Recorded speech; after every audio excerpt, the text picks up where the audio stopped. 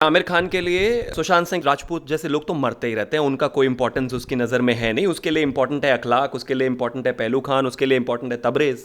लेकिन जब उसके लिए ध्रुवराज मरते हैं, नत्थालाल मरते हैं, सुशांत सिंह राजपूत तो मरते ही रहते हैं। क्यों बोलेगा आमिर खान उसके लिए? क्योंकि उनको तो डर किसी और वजह से लगता है। अपने देश में जब आप रहते हो तो आपको सेक्युलरिज्म चाहिए, देश अच्छा होना चाहिए, हिंदू मुस्लिम साथ रहने चाहिए, तमाम तरह की चीज़ें होनी चाहिए, कानून का राज होना चाहिए। और जिससे मिलने आप जा रहे हो, खुद अपॉइंटमेंट लेके, भीख मांग के जब उससे आप अपॉइंटमेंट लेकर प्रथम महिला से मिलने जा रहे हो, उस देश में आपको सेक्युलरिज्म नहीं चाहिए, क्योंकि वहां पर मुस्लिम्स मेजॉरिटी में है, तो उस बात से आपको कोई फर्क नहीं पड़ता। Sheer hypocrisy. और मुझे लगता है कि यही टाइम है, we really need to have a reality check on this Bollywood now, क्योंकि इनको किसी बात से फर्क ही नहीं पड़ता है। आप खुलकर सभी मंचों पर बोलेंगे मुस्लिम सेफ नहीं है, हिंदुओं के लिए आप आवाज नहीं उठाएंगे, तो कह दीजिए ना कि मुस्लिम ही मेरी पिक्चर देखे और कोई देखे ही ना, फिर हिंदुस्तान तय कर लेगा इस बात पर भी। दूसरा, आप इस देश के इतने बड़े स्टार हैं, आपको यहां तक पहुंचाने में इस देश की जनता का एक एक आदमी का हाथ रहा। आपसे उम्मीद की जाती है कि जब इस देश के ऐसे मसले हों, जब हमारी टाइज किसी देश के साथ बेहतर ना हो, तो उस समय में आप इस देश की सरकार के साथ खड़े हो। आप मिल किसी से भी सकते हैं, मैं फिर से कह रहा हूं, लेकिन आपकी अपनी भी तो कोई मॉरल रिस्पॉन्सिबिलिटी है कि नहीं है। और कुछ बेवकूफ लोग इस बात को भी कह रहे हैं बार बार कि जिस तरह से आमिर खान चले गए टर्की में, इसी तरह से हिंदुस्तान के प्रधानमंत्री सीधा नवाज शरीफ से मिलने चले गए थे। क्यों जी? बॉलीवुड कौन सा देश है? बॉलीवुड के प्रधानमंत्री आमिर खान है क्या? वो कौन सी डील के तहत वहां पर गए थे? उनको कौन से अपने संबंध टर्की से बेहतर करने हैं? हिंदुस्तान का तो एक कूटनीतिक तरीका था, तो प्रधानमंत्री गए थे। बॉलीवुड का कोई देश है क्या कि उसके प्रधानमंत्री आमिर खान है और वो संबंध बेहतर बनाने के लिए वहां की टर्की की प्रथम महिला से मिलने गए हैं? आप ये साबित करते हैं कि आपके लिए आज भी देश से बड़ा धर्म है। 2018-19 में इस देश में इजराइल के राष्ट्रपति आए थे बेंजामिन नेतन्याहू। तीनों खान वहां पर मिलने नहीं गए थे। अब आप मुझे एक चीज बताइए, किस लिए? क्योंकि हम सब जानते हैं उनका जो सेंटिमेंट है वो प्रो मुस्लिम है, चलो होना चाहिए। लेकिन बेंजामिन नेतन्याहू ने हिंदुस्तान के साथ तो कोई बुरा नहीं किया, इजराइल हमेशा हिंदुस्तान के साथ खड़ा रहा, लेकिन उनके लिए हिंदुस्तान महत्वपूर्ण नहीं है, उनके लिए महत्वपूर्ण है धर्म। और धर्म महत्वपूर्ण होने की वजह से, क्योंकि फिलिस्तीन में इजराइल जो भी कुछ करता रहता है उसको मद्देनजर रखते हुए, तीनों स्टार्स ने बेंजामिन नेतन्याहू ने के उसमें भोज पे जब बुलाया गया था तो ये नहीं पहुंचे।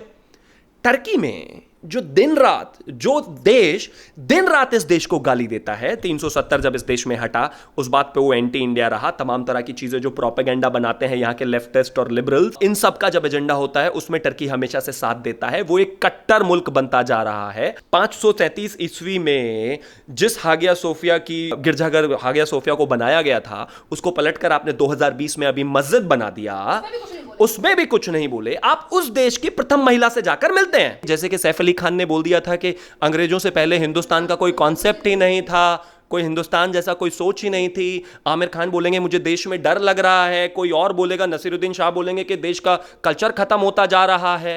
अरे भाई, 50 के दशक में आपको नाम बदल के बॉलीवुड में हीरो बनना पड़ता था, आज आप अपने नाम से नंबर 1 हो, तो जनता ने यह नहीं सोचा। लेकिन अगर आप इतना बोलोगे तो जनता सोचेगी और आपको जवाब देगी। और किस माध्यम से जवाब देगी जनता बहुत अच्छी तरह से जानती है। लाल सिंह चड्ढा आने वाली है। नमस्कार, स्वागत है आपका हमारे चैनल प्यारा हिंदुस्तान पे। और आज हमारे साथ हैं शिवम त्यागी सर, और सर से बात करेंगे आमिर खान को लेकर। वही आमिर खान जो आज तक सुशांत सिंह राजपूत की मौत पर नहीं बोले और ना ही तो राम मंदिर को लेकर कुछ बोले, और आज वही आमिर खान यानी कि टर्की में जाकर वहां के प्रेसिडेंट एर्दोगन की वाइफ के साथ जाकर तुर्की की तारीफ करते हैं। वही तुर्की जो कि कभी भारत के पक्ष में खड़ा नहीं होता और जो हमेशा पाकिस्तान को सपोर्ट करता है। सर, आमिर खान यहाँ के बड़े कलाकार हैं और यहीं की जनता का पैसा लेकर वो आज इतने बड़े मुकाम पर पहुंचे हैं, और आज वही आमिर खान तुर्की में जाकर तुर्की की तारीफ कर रहे हैं, भारत के दुश्मन के साथ जाकर वो गलवैयां कर रहे हैं। देखिए, आमिर खान के लिए सुशांत सिंह राजपूत जैसे लोग तो मरते ही रहते हैं, उनका कोई इंपॉर्टेंस उसकी नजर में है नहीं। उसके लिए इंपॉर्टेंट है अखलाक, उसके लिए इंपॉर्टेंट है पहलू खान, उसके लिए इंपॉर्टेंट है तबरेज। लेकिन जब उसके लिए ध्रुवराज मरते हैं, नत्थालाल मरते हैं, सुशांत सिंह राजपूत तो मरते ही रहते हैं। क्यों बोलेगा आमिर खान उसके लिए? क्योंकि उनको तो डर किसी और वजह से लगता है। जहां तक बात टर्की पर जाने की है, टर्की में जाकर वहां की प्रथम महिला से मिलने की है, एक चीज बहुत साफ तरीके से समझ लेने की जरूरत है कि हिंदुस्तान में हर किसी को अधिकार है, आप जिससे चाहें, जब चाहें, जहां चाहें जा सकते हैं, मिल सकते हैं। और आप इस देश में रहते हैं, इस देश में टैक्स पे करते हैं, तमाम तरह की सुविधाएं आप इसमें लेते हैं। लेकिन इसके अलावा आपकी कुछ जिम्मेदारियां भी बनती हैं जब आप एक हिंदुस्तान के एक बड़े स्टार हैं। सबसे पहले तो हमें यह चीज समझ लेनी चाहिए कि आमिर खान को आमिर खान बनाते वक्त इस देश के किसी भी नागरिक ने यह नहीं सोचा था कि वो हिंदू हैं, मुसलमान हैं। उनको इतना बड़ा स्टार बनाया इस देश की जनता ने। इस देश की जनता के प्रति भी उनकी एक जिम्मेदारी है, उनके जो उनको चाहने वाले हैं उनके प्रति भी एक जिम्मेदारी है। आपको याद होगा, मैं आपको थोड़ा सा पीछे लेकर चलता हूं, ये वही आमिर खान है। जब इस देश में हत्या हुई अखलाक की दादरी वाला केस हुआ तो उन्होंने खूब एक हंगामा उठाया कि भाई अखलाक की हत्या हो गई, कहीं ना कहीं हमें इस देश में डर है। और जीडी गोयन का एक अवार्ड होता है जो पत्रकारों के लिए होता है, वहां पर जाकर उन्होंने कहा कि जिस तरह से इस देश में ये सेक्युलरिज्म खतरे में है और जिस तरह से ये हत्याएं हो रही हैं, मुझे कहीं ना कहीं डर है। और फिर उसके बाद उनके किरण राव का एक बयान आया था, उस पर भी उन्होंने मीडिया में आकर कहा था। आप मुझे एक चीज बताइए, अखलाक मरता है तो आपको डर लगता है, लिंचिंग होती है तो डर लगता है, तबरेज मरता है उसकी लिंचिंग होती है तो आपको डर लगता है, इसके अलावा और भी कोई मरता है तो उस पर आपको, पहलू खान मरता है तो आपको उस पर डर लगने लगता है। इसी देश में आप अवार्ड वापसी गैंग के साथ आ जाते हैं, आप खुलकर अपनी बात को रखते हैं, रखना चाहिए। लेकिन जब इसी समय इसी देश में जब और तमाम लोगों की, ध्रुवराज त्यागी की हत्या होती है, मॉब लिंचिंग, कोई बात नहीं करते। पालघर जो आपसे 50 किलोमीटर दूर हुआ उस पर आप बिल्कुल अपनी जबान सिल लेते हैं, और तमाम तरह की लिंचिंग जो हुई उस पर आप अपनी जबान बंद कर लेते हैं। तो सुशांत सिंह राजपूत उसके लिए कहां से महत्वपूर्ण है? सुशांत सिंह राजपूत रोज मरते रहे, आमिर खान को उस बात से कोई फर्क नहीं पड़ता, और फर्क पड़ता तो वो बोलता। जब एक आम आदमी जो कि मुसलमान था, अगर उसके साथ कुछ गलत हुआ तो वो बोलेंगे। लेकिन उसी समय पर जब उसी की इंडस्ट्री में एक व्यक्ति सुशांत सिंह राजपूत जिसकी हत्या हो गई, उस पर उन्होंने कोई दो शब्द नहीं कहे, जो कि अपने आप में साबित करता है कि वो कितना इस देश को प्यार करते हैं। एक चीज मैं बहुत क्लियर कट कहना चाहता हूं कि सबसे पहली इंपॉर्टेंट बात यह है कि हिंदुस्तान आज की सिचुएशन में बेहद बेहतर है। एक जमाना था 40 और 50 के दशक में कि जब मोहम्मद यूसुफ को भी अपना नाम बदलना पड़ता था इंडस्ट्री में हीरो बनने के लिए, उनको दिलीप कुमार रखना पड़ता था। और आज इस देश में जब हम कहते हैं कि मेरा देश बहुत सेक्युलर नहीं है, यहां पर बहुत खतरनाक तरीके से चीजें हो रही हैं, यहां पर मुसलमानों के साथ गलत हो रहा है, उसी देश में देश के 3 सबसे बड़े स्टार हैं, शाहरुख खान, आमिर खान, सलमान खान। आप ये कहना चाहते हैं कि वो जो तीनों स्टार बने हैं उनकी फिल्में सिर्फ मुसलमानों ने देखी हैं, हिंदुओं ने नहीं देखी?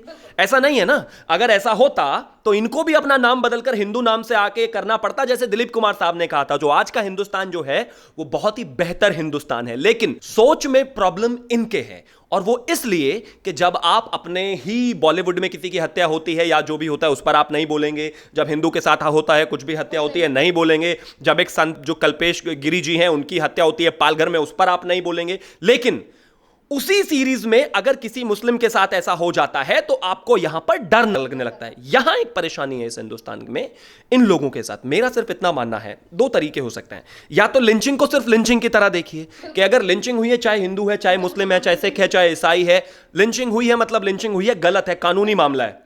लेकिन जब किसी मुसलमान की लिंचिंग होती है तो उसको तो आप फ्रेम कर देते हैं धर्म में, लेकिन वहीं पर जब साधु की लिंचिंग होती है, सुशांत सिंह राजपूत जैसे व्यक्ति के कुछ भी होता है उसके साथ, उसकी मतलब ऐसी सिचुएशन में हत्या कर दी जाती है या होती है या जो भी है, उस समय आप बिल्कुल चुप हो जाते हैं। आप ये साबित करते हैं कि आपके लिए आज भी देश से बड़ा धर्म है। 2018-19 में इस देश में इजराइल के राष्ट्रपति आए थे बेंजामिन नेतन्याहू। तीनों खान वहां पर मिलने नहीं गए थे। अब आप मुझे एक चीज बताइए, किस लिए? क्योंकि हम सब जानते हैं उनका जो सेंटिमेंट है वो प्रो मुस्लिम है, चलो होना चाहिए। लेकिन बेंजामिन नेतन्याहू ने हिंदुस्तान के साथ तो कोई बुरा नहीं किया, इजराइल हमेशा हिंदुस्तान के साथ खड़ा रहा, लेकिन उनके लिए हिंदुस्तान महत्वपूर्ण नहीं है, उनके लिए महत्वपूर्ण है धर्म।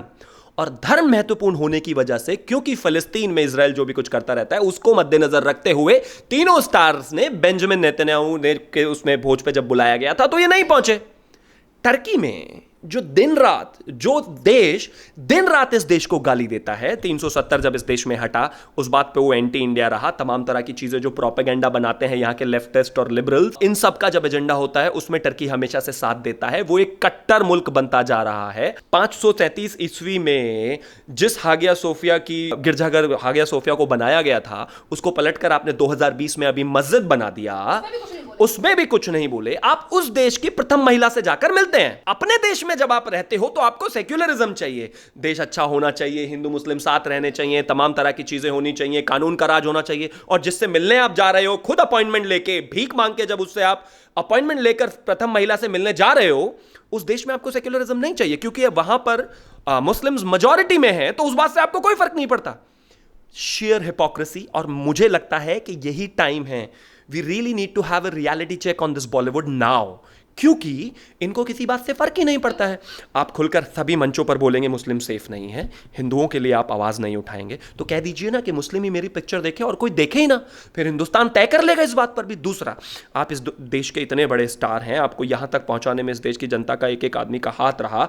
आपसे उम्मीद की जाती है कि जब इस देश के ऐसे मसले हों, जब हमारी टाइज किसी देश के साथ बेहतर ना हो, तो उस समय में आप इस देश की सरकार के साथ खड़े हो। आप मिल किसी से भी सकते हैं, मैं फिर से कह रहा हूं, लेकिन आपकी अपनी भी तो कोई मॉरल रिस्पॉन्सिबिलिटी है कि नहीं है। और कुछ बेवकूफ लोग इस बात को भी कह रहे हैं बार बार कि जिस तरह से आमिर खान चले गए टर्की में, इसी तरह से हिंदुस्तान के प्रधानमंत्री सीधा नवाज शरीफ से मिलने चले गए थे।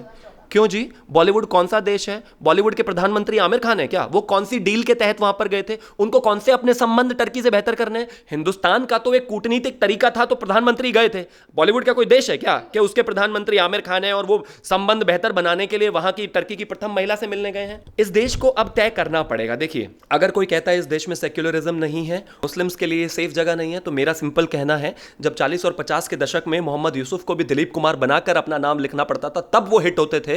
उस सिचुएशन में हिंदुस्तान कैसा था, और आज 2020 में तीनों खान सबसे बड़े स्टार्स हैं इस देश के, स्टार मतलब एक्टर्स हैं इस देश के, तो जाहिर है हिंदुस्तान की किसी भी जनता के दिमाग में ये हिंदू मुस्लिम नहीं है।